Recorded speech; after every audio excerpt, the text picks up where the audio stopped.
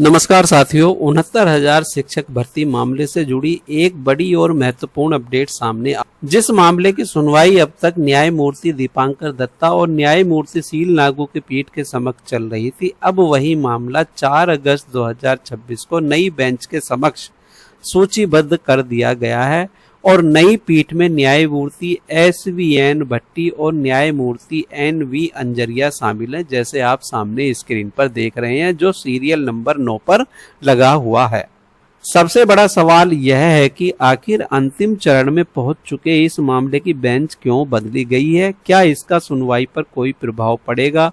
क्या पूरी बहस दोबारा होगी या मामला वहीं से आगे बढ़ेगा? इन सभी सवालों पर आज हम विस्तार से चर्चा करेंगे, इसलिए वीडियो को अंत तक अवश्य देखें और यदि आप अभी तक चैनल से नहीं जुड़े हैं तो अवश्य जुड़ जाएं। अब सबसे महत्वपूर्ण विषय बेंच परिवर्तन। अब तक इस मामले की सुनवाई न्यायमूर्ति दीपांकर दत्ता एवं न्यायमूर्ति शील नागू की पीठ कर रही थी। पिछले कई महीने से इस मामले में विस्तृत बहस हो चुकी है। सरकार अपना संशोधित हलफनामा दाखिल कर चुकी है। विभिन्न पक्षों की आपत्तियां भी रिकॉर्ड पर हैं। कई महत्वपूर्ण कानूनी प्रश्नों पर चर्चा हो चुकी है और मामला अंतिम चरण की ओर बढ़ रहा है।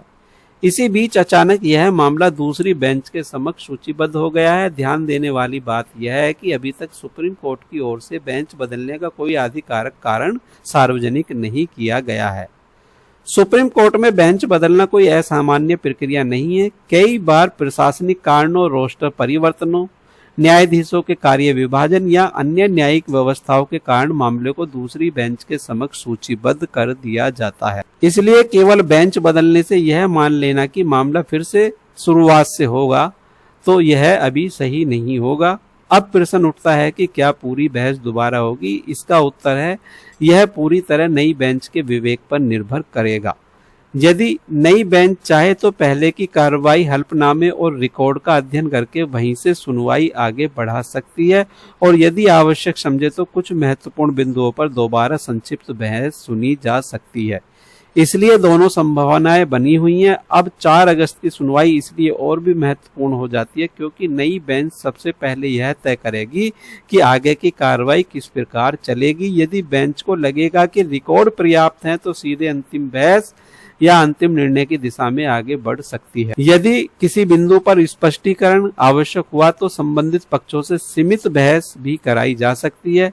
इस समय सोशल मीडिया पर अनेक प्रकार की बातें कही जा रही हैं। कोई कह रहा है कि मामला फिर से शुरू होगा, कोई कह रहा है कि निर्णय में बहुत देरी होगी, तो कोई कह रहा है कि सब कुछ बदल जाएगा। पिछले लंबे समय से हजारों अभ्यर्थी इस मामले के अंतिम निर्णय की प्रतीक्षा कर रहे हैं। सभी की निगाहें 4 अगस्त की सुनवाई पर टिकी हुई हैं।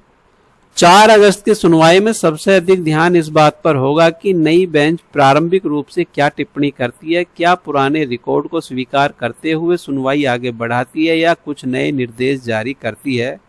साथियों, जानकारी आपको अच्छी लगी है तो वीडियो को लाइक करें, वीडियो को शेयर करें और इसी तरह नई अपडेट के लिए हमसे जुड़े रहिए। मिलते हैं नई अपडेट के साथ। जय हिंद, जय भारत।